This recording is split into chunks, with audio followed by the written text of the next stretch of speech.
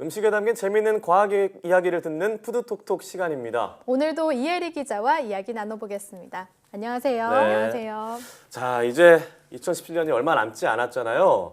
이제 연말이다 보니까 뭐 송년회다, 술자리 굉장히 많아질 텐데 그래서 오늘은 술에 대한 이야기를 준비하셨다고요? 네, 맞습니다. 어쩜 이렇게 연말의 분위기는 매년 비슷할까요? 네. 올해도 친구들 모임부터 시작해서 직장 송년회까지 술자리 줄줄이 이어져 있는 분들 많으실 텐데요. 네, 맞아요. 연말이면 이렇게 술자리가 많아지는데 저처럼 술을 못 마시는 분들은 걱정도 더불어서 커지거든요. 그렇습니다. 그래서 오늘은 조금이라도 네. 현명하게 술을 마실 수 있는 방법에 대해서 소개해드리고자 하겠습니다. 그리고 네. 특히나 우리 오늘 맹앵커는 주의 깊게 들어주시면 좋을 것 같네요. 네, 귀를 쫑긋하고 듣겠습니다. 저는 네. 정말 한 잔만 마셔도 얼굴이 빨개지거든요. 네, 네. 정말 많이 빨개지더라고요.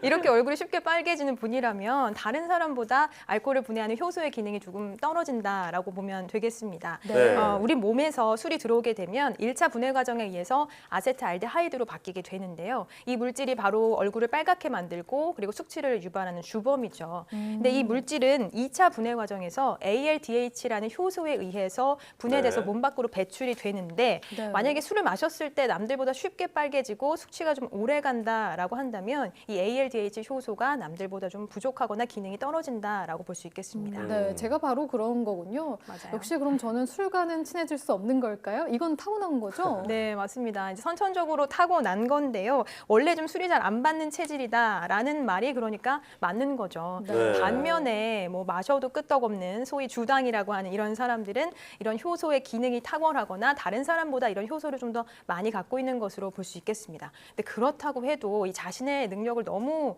과신해서는 안 될 것 같아요. 웬커 과신하지 마세요. 아, 저도 안 그래도 요즘 많이 빨개져서 조절을 하고 있는데요. 네. 뭐 술 앞에 장사 없다 이런 말이 있잖아요. 그게 정말인가 봐요. 네, 맞습니다. 이제 이 효소가 이제 간에서 나오는 건데 간 기능이라고 하는 것은 술을 많이 마실수록 그리고 나이가 들수록 뭐 떨어지게 마련이니까요. 네, 그렇군요. 저는 이제 오늘부터 얼굴이 빨개지는 친구에게는 술을 권하지 않도록 하겠습니다. 아주 바람직하네요. 네. 그렇습니다. 술을 강권하는 문화는 반드시 좀 개선이 돼야 될 것 같은데요.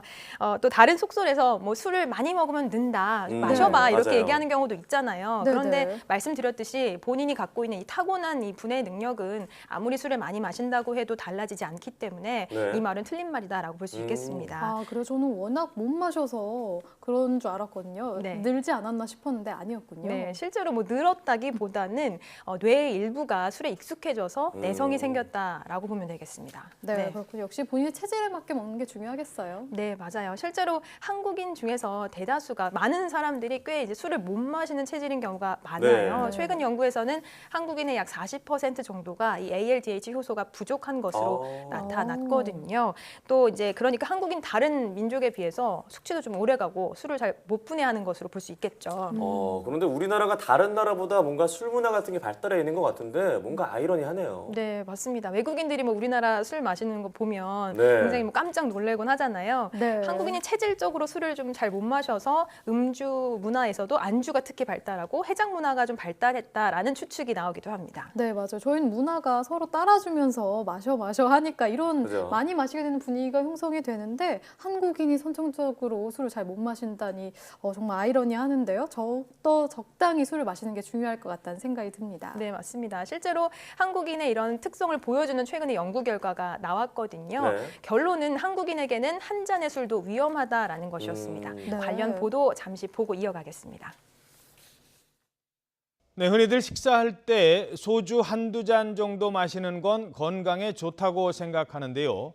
소주 한두 잔의 가벼운 음주, 이른바 반주도 암 발생 위험을 높인다는 조사 결과가 나왔습니다.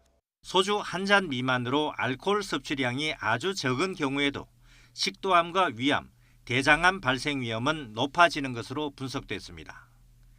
소주 4잔 넘게 과음하는 사람은 술을 마시지 않는 사람보다 식도암 발생 위험은 3.1배, 위암은 1.2배, 대장암은 1.3배 높았습니다.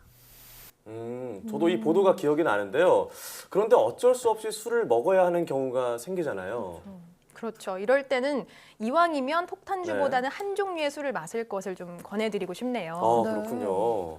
폭탄주가 좀 사실은 마시기 쉬워서 많이 분들이 좀 드시기도 하는데 소주와 네. 맥주를 섞었을 때 이제 보통 도수가 10도에서 한 15도 정도로 형성이 되거든요. 네. 소주가 17에서 한 18도 사이이고 맥주가 한 4, 5도 정도니까 섞었을 때 10도에서 15도가 되는데 이 도수가 사람의 몸에서 가장 알코올이 잘 흡수되는 도수거든요. 아, 그래요? 그러니까 더 맥주와 소주를 섞어서 마시게 되면 잘 취하게 되는 거죠. 그리고 이제 맥주의 이 탄산이 알코올 흡수 속도를 높이는 요인이 되기도 합니다. 네, 저는 그냥 소주만은 정말 못 마시겠어서 차라리 소맥으로 마시는 경우도 많이 있었는데 네. 더 빨리 취한다는 점 알아둬야겠네요. 네, 그렇습니다. 그리고 말씀하신 것처럼 이 소맥을 마시면 더 쉽게 마시다 보니까 아무래도 좀 폭음으로 이어질 가능성이 높아지겠죠. 네, 네. 그런데요. 예를 들어서 회식 자리라고 생각해 보면 막내 직원이 선배님, 소맥은 몸에서 가장 잘 흡수되는 12도에서 15도로 구성이 되어 있기 때문에 저는 앞으로 정중하게 소맥을 거절하겠습니다. 뭐 이렇게 말할 수도 없는 거고요. 그렇죠. 그럴 때는 어떻게 해야 될까요? 네, 그럴 땐 좀 적절한 안주를 섭취할 것을 네. 좀 권해드리고 싶은데요. 네. 일단 물을 많이 마셔서 알코올 분해를 돕는 것이 좋겠고요.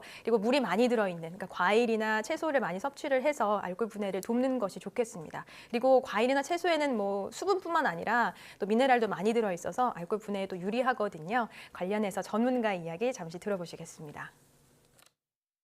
식사를 하게 되면 알코올 흡수 속도를 늦춤으로 인해서 좀 덜 취하게 하는 효과가 있겠죠. 특히 술자리에서 기름진 음식을 많이 드시게 되면 다음날 그 알코올이 분해되지 않은 성분이 배출되면서 설사를 하게 만들 수 있는데 기름진 음식 자체가 설사를 조금 더 심하게 만들 가능성이 있고 그렇게 되면 탈수가 되고 컨디션이 안 좋아지기 때문에 숙취해서 깨어나는 시간을 굉장히 길게 만들 수 있겠죠. 네, 그렇군요. 우리가 흔히 치맥이라고 하죠. 치킨에 맥주, 네. 그리고 삼겹살에 소주, 이렇게 기름진 음식과 술을 자주 먹게 되는데 사실상 그러면 이런 음식들과 술은 맞지 않는 건가요? 네, 그렇습니다. 뭐 기름진 음식뿐만 아니라 흔히 안주로 먹는 탕이나 찌개, 그러니까 맵고 짠 음식도 위장에 네. 부담을 주기 때문에 안주로는 좀 적절하지 않다라고 볼 수 있겠습니다. 네. 이왕이면 좀 고단백 식품, 뭐 두부라든지 생선, 기름기가 적은 고기를 먹는 것이 좋겠고요. 지난주에 얘기했던 이 숙취 해소에 도움이 되는 아스파라긴산을 네. 함유하고 있는 과메기도 좋을 것 같고요. 또 네네. 알코올 분해에 도움이 되는 타우린이 많이 들어있는 오. 오징어라든지 조개류를 드시는 것을 좀 추천하고 싶네요. 네, 아무래도 빈 속에 또 술을 마시는 건 안 좋을 것 같아서 안주는 꼭 먹어야겠네요. 네, 그렇습니다. 앞서 뭐 인터뷰에도 잠시 언급이 됐지만 빈속에 술을 먹게 되면 알코올 농도가 급속도로 높아지기 때문에 금방 취하게 되거든요. 네. 반드시 음주 전에는 식사를 하시는 것이 좋겠고요.